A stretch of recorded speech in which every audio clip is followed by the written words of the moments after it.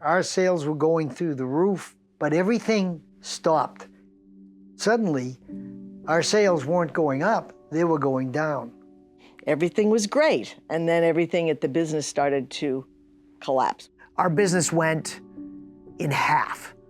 And so if you were built on a cash flow, they had just put an addition, a new warehouse on the building on 101. And so there were fixed expenses that were high. We were in a position where we were struggling because we had a recession because of the way the banks were making loans. Interest rates were starting to skyrocket and the foreclosures were starting to go crazy. You think, well, it'll get better. And so you wait, and you wait. It was tight. Money was tight. The business had slowed, and we could see Mom and Dad struggling. After a while, we'd always paid our bills, but now we can't pay our bills because we're not getting the money in. And it's not that our customers have gone away. They can't afford to come and buy from us. So it kept getting worse and worse. And I remember my mom writing a letter to me when I was in Germany. I'll never forget it. She goes, well, we're still in business, and we have enough money to be in business another week, but we're not sure about after that. My whole industry was collapsing around me. My distributors were going under. These suppliers were calling. Some of them would call every couple of days. They needed more money. They needed more money because they were in tough shape too. Many a day we would pray over the mail that there was enough money that would come in that day to cover the checks that we needed in order to pay, to keep things rolling. They put us in a category of non-performing loan. We didn't have the financial backup to guarantee that loan in the future. And we weren't making enough money to barely survive. I went for a year or two without taking any salary. So this got to be really, really hard.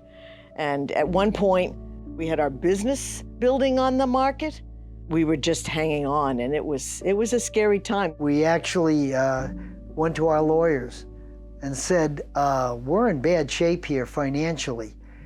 But the lawyers told us, no, everybody's having trouble, hang in there, you can make it. And we took that advice, and it was good advice. Nowadays, when I go and pay the taxes to town, I'm really happy, because I have the check, here it is.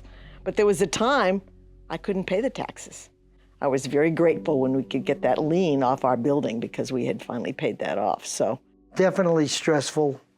In 1990, when we were just about at the bottom of this dip, I had a heart attack. Thought, oh no, what else can happen, right? All of a sudden, I'm getting woken up because there's an EMT in the house. And all of a sudden, they're carrying my dad away on a stretcher from the upstairs down and in the ambulance. Yeah. And I remember holding his hand so tight, going like, you better stick around, buddy. We need you. and I remember my dad saying, you're squeezing my hand, it's hurting. CMC was on the forefront of some very good heart technology at the time. And he pulled through. He was in intensive care for a few weeks, and he pulled through. After dying again on the table at the hospital in the emergency room, they brought me back, and from there on it was recovery. The amazing thing is that his body was so strong that it actually performed a natural bypass. Nancy, of course, was right there with me through all of this. And here we are with a new house and all this debt, and now Alan's got a heart attack. It was really a hard time. My kids were really upset with the fact that I had a heart attack and was in the hospital and was disabled. With heart disease in the family and his father dying in the 50s of a heart attack and having heart problems previously, it was like, oh boy, here we go again. It could have gone, well, if I hadn't made it through that heart attack, I don't think the business would have survived. But within 2 weeks, I was back in the business running. It was scary. Alan's job was to just stay in the store and answer the phone. And he had to show the people answering the phone that he was the man of his word. He took everything over, got healthy, and he was able to build trust with our vendors. I had to be in touch with my suppliers on a daily basis almost. If they wanted money, he had to be able to say, I don't have money to cover that, but I probably can have some, and he'd name when he could do it. They knew that they could take his word as gospel. And so I remember one rep saying, you know, you were the only vendor that I ever saw during that time come off of COD. Nobody else ever came off. Our paint company, which I owed a lot of money to, decided we're going to give you a note for the amount that's back due, but you've got to stay current with what we're doing. So whatever you buy from here on out, then we would like you to pay for that. But this right here, we're going to put this off to the side, and we're going to forget about it for a while until things get better. If our longtime suppliers had not had confidence in us, we would have had to go out of business. And I remember years ago, that rep came by, and we had a chance to thank him and say, wow, thank you so much for that line of credit you gave us, because we're still here 30 years later. And honestly, because of what you did, maybe that's why we're here. And it was kind of a very touching thing. So we just kept going, and God provided in strange ways. I mean, one day I sold a really, at the time, seemed like a really big window treatment job to someone out in Wilton. And after it was all over, I figured out, you know what? They called me by mistake. It was the wrong number. And I went and got the job. Some other poor place didn't get the job because they called the wrong number. At one point, we were so close to going under that we needed a big job to get some money flowing. Sure enough, it was ceramic, a large kitchen, because I knew I couldn't afford to hire anybody to do it. I didn't have the money for that. So I did that. Down on my hands and knees, and there was enough money I could pay off some old bills, and we kept getting these little things that would happen, like landing that ceramic job. That was definitely an answer to prayer. In 1986, the business was doing well. My parents started planning to put an addition on the house. We're gonna add on. We looked at the pricing and went, whoa, it's way more than we thought. He calls the contractor and says, you know what? Give me 24 hours. Because my dad just had this premonition. We would say, you know what? The Holy Spirit was probably going, you might be making a mistake. So Alan said, well, I'm gonna clear my calendar. We'll take a day. We'll go out with a realtor and see if we can find anything. So we did, and we found a house that very day. And we got a really good deal on the house that we bought. We had a nice low mortgage. And then when the economy went bad, we actually had to refinance our new house that we had bought with a nice low mortgage because we needed the money. So if my dad had not listened to how God was leading him at that point, the business would have not had the capital, because they were able to take a second mortgage on this house. And that money kept the business going. We realized how close God was with us at the end. So we thank him, and we're grateful that he brought us through this. But it was also a time when a lot of our competition disappeared. People that we were worried about taking our business were no longer taking our business. There just wasn't any business. And when the business started back up, we were the only place in town where they could get what they needed. It leveled off about 1990, 91. And then 92, we started back up. And by, say, 97, we were well over $1 million in sales. The sales were rising. We were outgrowing our space. Some customers came in and said, gee, I see your neighbor's going out of business. You ought to buy that building. So I went out front and I looked at the store next door, and sure enough, there were signs, clearance sale. going out of business. And my dad is like, we need to buy that. And I'm like, are you kidding me? We're finally back on our feet. Things are going good. Things are going smooth. Let's, And my dad's like, no, I think we need to buy that building. It was crazy when we ended up buying the building next door because it was like, what do we do first? There was extensive remodeling that needed to be done. New flooring, the lighting, it was very badly insulated. There was paneling on the walls that was really dated. Dark wooden paneling, right? It was not a retail environment for what we needed. We closed on the building in July of '99. We started right then, but we were still operating out of the other store. Our moving day from the old building to the new building was amazing. All kinds of people showed up. Relatives, customers, everyone was there to help us do the big move. These suppliers, the people that sold us wallpaper and shades and paint and stuff that showed up just to help. It was such a blessing because it felt like they were also saying, I think you're gonna make it. You've come through the hard time and it's gonna be up from here. And it was just very encouraging. You could walk in the door and see all the different things. The old building, it was a room here, a room there, very chopped up. And having that wonderful building that really showed what we could do. When customers first walked into that store, they go, this is the place that I trust to do these complex jobs. And no one else had a business quite like that. It was kind of amazing. It was months that I would walk through the building, walk down the walkway and look and go, I can't believe this is our business. This is amazing. It's beautiful. How did this happen? It was just amazing. If he hadn't had the Big picture. the big picture and the entrepreneurial spirit and the faith to do that, I am convinced we would be out of business. We needed to adapt to where our market was going, and that other building would never have served the purpose. Now we've remodeled it about 5 times. Right. And every time we do it, we make it a little better. And we want people to come in and be wowed.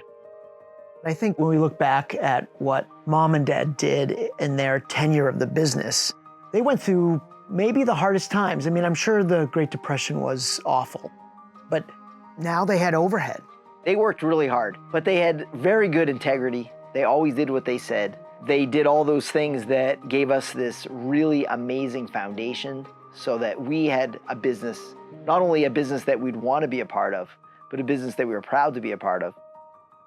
My dad, even though he was very busy with the business and had so much to do, he always took a lot of time to help and teach me and Herb how to do things and spent time with us. He always had time to make stuff and do stuff with us, which was pretty incredible. So he was a really, really good dad like that. After he played with us and did things with us, then we would go to bed. He would sit at the kitchen table and work on quotes and get all those things done. And he really did burn the candle at both ends in a lot of ways. Yeah. My mom is incredibly impressive. She would have breakfast for us, and we'd have a brown bag lunch. Then she would go to work and help my dad. Somehow, she would come home early enough in order to have a full dinner, all homemade. Then we would come home, and of course, she would help us with our homework. After she put us to bed, she would make window treatments. One day we had a customer that came into the store and they wanted a fancy balloon shade. And our workroom that we were using at the time was backed up for weeks. So how are we gonna do that? So Alan says to me, well, you can do it.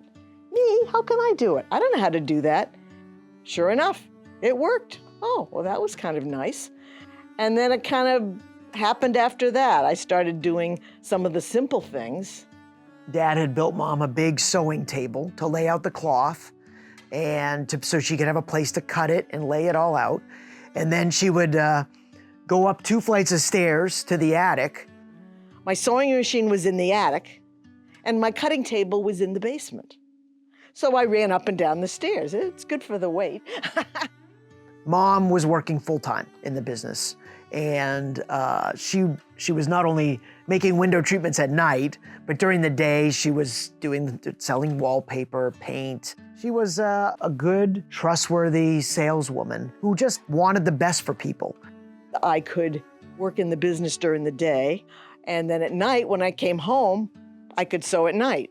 Sometimes I tell Nancy, I says, for crying out loud, slow down. You're working too hard. She's always trying to get something done, and not only for herself, she's always looking out for somebody else. She would just work, and be able to balance that with working full-time, working at night, helping my father, helping us, doing school, and not feeling like we were ever neglected, because we weren't. She took the time. She always had time for me and her, always. When we were kids, growing up at the store, we would bring dinner to my dad, who was working till 9. And then on Saturdays, we had a little black and white TV we'd bring, and we'd watch cartoons. And then behind the store, we built forts, and we built We had a zip palace lines. of forts. Yes, we'd climb trees that were 150 feet tall. We had tree houses and platforms. It was a paradise out there for children. We have really good memories. The remnants are still up on the top of the hill. So we had a wonderful time back there learning how to build, how to make things that wouldn't fall down. Yes. And it was a great training opportunity.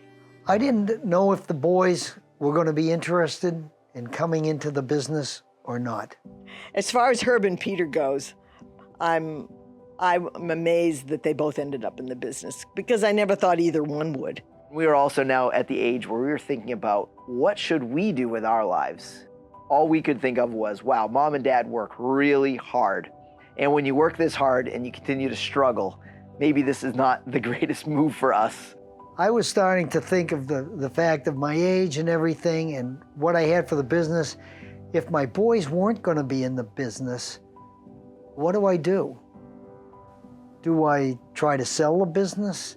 Do I try to take on a manager that maybe could relieve me of some of my responsibilities? So I was in a mode of, where do we go from here?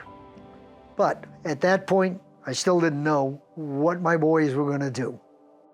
I went off to school. I went to school in Minnesota to study missionary work and anthropology, maybe hoping to be a missionary overseas at some point. That was one of the thoughts that really I was going for. He had studied cross-cultural ministries, and I thought we might lose him to going into being a full-time missionary. I figured I'd be visiting with him somewhere in a jungle, because he was living in a mud hut in a remote part of the world, ministering to people there, and I'd have to deal with bugs and mosquitoes and snakes. Herb did go to South America. He worked there with missionaries, had a wonderful time. Finished college, came back, and I did not feel like I should be going into ministry. Dad said, well, you could try your hand at sales, and that's how I got started in sales. And going out and measuring jobs with my dad, learning about that. And then before you know it, Herb is loving the sales. And he has that flooring department humming. And he's a natural-born salesman. So he started selling stuff, and he was doing a great job on that. The sales in the flooring department really started to skyrocket. Herb really had the knack. He became an expert quickly. He's a smart guy. He could figure stuff out. And he knew how to bid stuff, and he had confidence. He grew a beard because he looked so young. And the customers were like, wow, I get this little kid selling me flooring. With the beard, made him look older. He could sell the big carpet jobs, and people would trust him, that he was old enough to know something. While Peter was at tech school, though, after he came back from Germany, he was working in the business while he was going to school. He was doing installations. He was doing window installations. And he was a substantial help. And then I did a job interview after I got my certificate, my FAA license. And I thought about the corporate world of working for a big company. Show up at 8 o'clock, 15-minute break, leave at 5. And I was like, wow, does that seem rigid? And then I realized that most of the jobs in the airplane world were in big cities. And I'm like, I'm not really a city person. I do not want to live in a city. Then I started thinking, maybe working for Dad isn't so bad after all. And I realized that not only did I love installing and making stuff, I got paid by the job. And if I worked hard, I could make more money. And if I worked more efficient and fast, And it really gave me this huge incentive to be able to be the best that I could be, deliver the highest quality, and I could make more money. I taught him some fundamentals, but then he learned at clinics and different things, and on his own researched things, found new ways to do things. I was very young, and customers were like, wow, this young kid is coming into my house to do this work. They weren't so sure about it. But then I would do such a nice job. They'd have me back again and again and again. Tile was starting to come on board, and I didn't know anything about tile, and so I just dove into it. I joined trade groups, I took seminars, and I would call people that knew a lot more than me, and learned and became over the years an expert in how to install tile so that it lasted. And we had some tile guys, but I'm like, you know, Pete, I think you'd be good at this. And so I literally told the customer, I said, you know, I'll give you a discount on this job. My brother doesn't have a lot of experience in this, but he's very talented, and I'll give you a break on the price if you let him do the installation. So Peter got the job of doing the countertop. Of course, it's Peter. He did a great job. He got a little advice from Dad, and it got done. And honestly, it came out perfect. And that customer was so thrilled with the work. I went back and I did the bathroom floor. Then I did her entry. I did around her fireplace. I did her other bathroom. I just kept going back to the same lady. Flooring became the largest part of the business. We had more space devoted to it and more demand. Behind that was wallpaper, window treatments, and then probably paint, which is what we started with, was probably the smallest part of the business. One of our biggest things that we started doing is a lot of tile showers. I kept getting customers saying, I wish you could do the whole project because we trust you guys, we know you're gonna do a good job, you're gonna stand behind it, and it's so hard to find a good contractor. And so I came to Peter and I came to my dad and I said, you know, I think there's an opportunity here for the next step of our business. He was seeing the need for expansion into the ceramic and doing more of that work, the remodeling. And Dad said, okay, you know, if you really think that this is where we should go, and it was a big investment. We had to invest probably close to $250,000 to make this work so that we can do projects up to the quality that we're wanting. We found out later that there's probably no remodeling project more complicated than doing a bathroom. And so it was easy to kind of transition into kitchens and other things.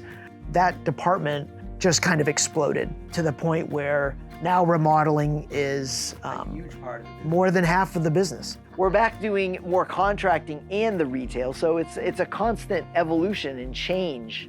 What are the tools that we have? What does the customer want? And how can we satisfy that customer? Goedecke Decorating, making your home beautiful. One room at a time.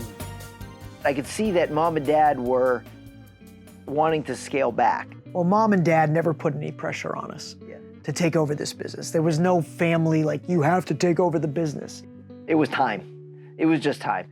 Yeah, Dad and Mom came to us and said, you know, you guys are running everything now. And he was so happy to see that we were fully involved and cared about what we did. And then at the end, he was like, you know what? You guys have your families, you're trying to get your homes done, and all of these things. You don't need to pay me any money. I'm fine. And basically gifted the business to us. And people would say to Alan, whatever you do, don't make your sons partners. Always have one that has a higher percentage of the business than the other one. And we didn't do that. The fact that they're equal partners is amazing because they're so different. And they were normal, I still look and go, these were the brothers that used to fight when they were kids? She didn't understand it when our kids fought. Is this normal? She'd say to me, oh yeah, they're okay. So here are these two brothers that fought like brothers that are so different and yet are a wonderful team. We have a lot of synergy, and we're also like polar opposites in many ways.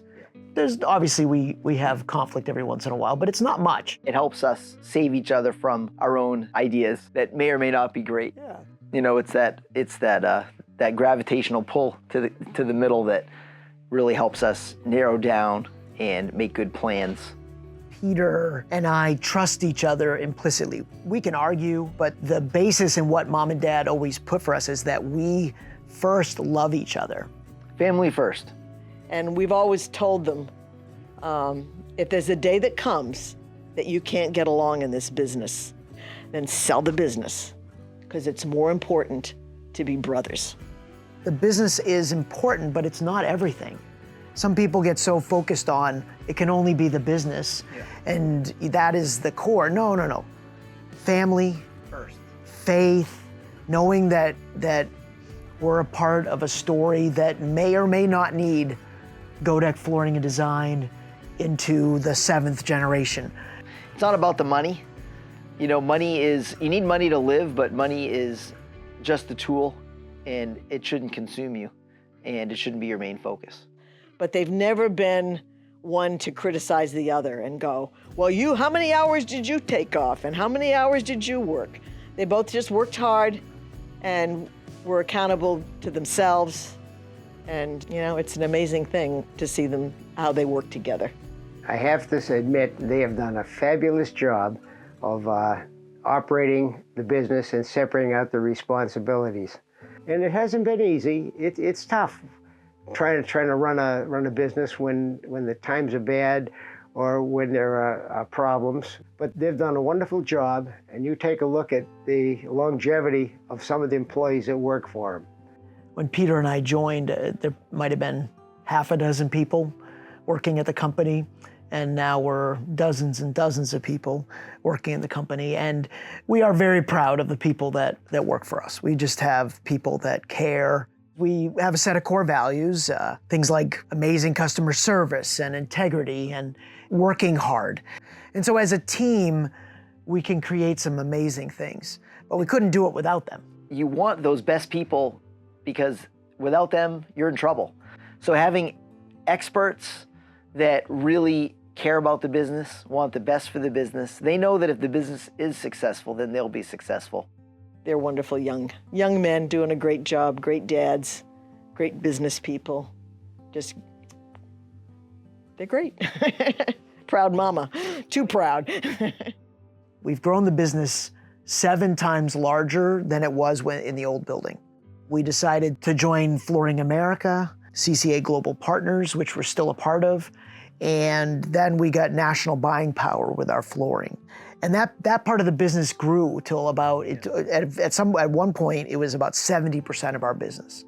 And now, like with remodeling, we're doing a lot of kitchens, some basements, still a lot of baths. We love to do bathrooms. Yeah. We're doing more woodworking, custom stairways with balusters and railing systems.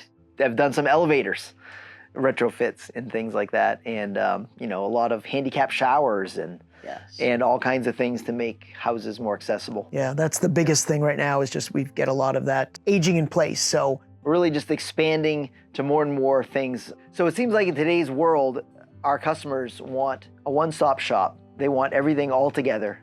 A designer to design it. We give them a price. If they go with it, we just do the whole thing. And it's easy for them. They have the expert design, they have the expert construction, and they have no hassle. Years from now, if there's a problem, they know they can call us, we show up, and we fix it, and we don't even charge them. People know we're gonna stand behind it, we're gonna do the right thing. It's gotta be right. And we want you to call us 5 years from now. We know how to get it done right. And if there was a problem, we came back and we fixed it. And even if the problem wasn't our fault, if it was something we could fix, we would do it. You don't keep customers that you don't treat well. So the constant quest for making our customer happy and fulfilling their needs is really what has steered the business into new, bigger, and better things. An interesting thing about family businesses is that very few family businesses will succeed many generations. Usually somebody drops the ball. My grandfather did a great job. My father carried it on, and my brother Alan has continued as well. And my nephews, it's just amazing. 4 generations. I am so proud of all of them.